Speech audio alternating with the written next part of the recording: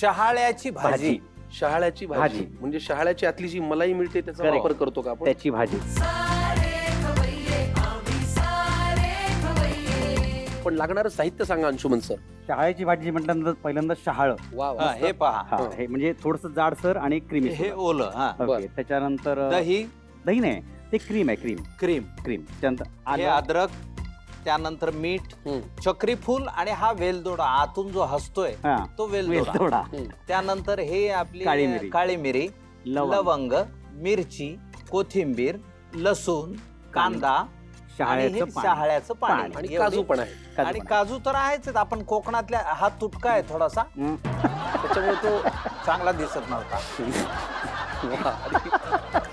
चला, साहित्य आता झालेलं आहे. कृती काय करायची पहिल्यांदा? सांग पटापट. मी तुला जे शिकवलंय ते पटापट मान.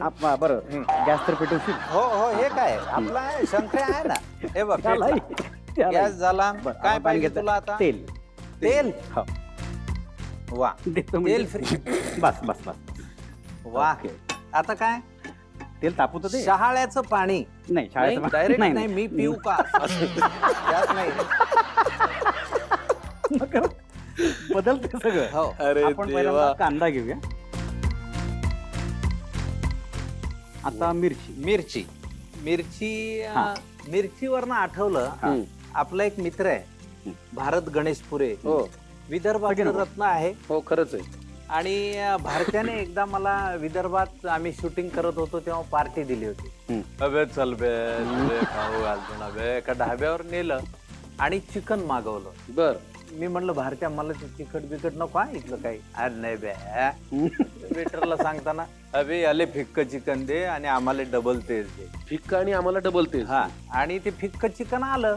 याच्यानंतर काय टाकायचं? लसूण. तर मी ते फिक्क चिकन पहिला घास खाल्ला शंकर्या, आणि शरीरातनं जिथून जिथून घाम फुटतो तिथून सगळीकडनं घाम म्हणलं हे काय चिकन आहे पहिल्या ह्याच्यातच झटका. हा, भारच्या ओरडला त्या वेटला, बे तुला सांगितलं होतं ना. म्हणलं फिक्कच आहे ना. मला मालूम आहे ना, तुम्ही यायचं फिक्क सांगितलं. मला तुमचं डबल तेज, मला ऑर्डर आहे ना. आणि ते डबल तेज त्यांचं आणलं. तर त्या भारत्याने त्याच्या मित्राने घास खाल्ला ना, बे फिक्क आहे बे. असं करून एक तिखटाची बशी मागवली. तिखटाची बशी, आणि ते पेरत खात होते. हे एवढं तिखट खातो? हो, मी 2 घासात उरकून माझं बघत बसलो त्यांच्याकडे.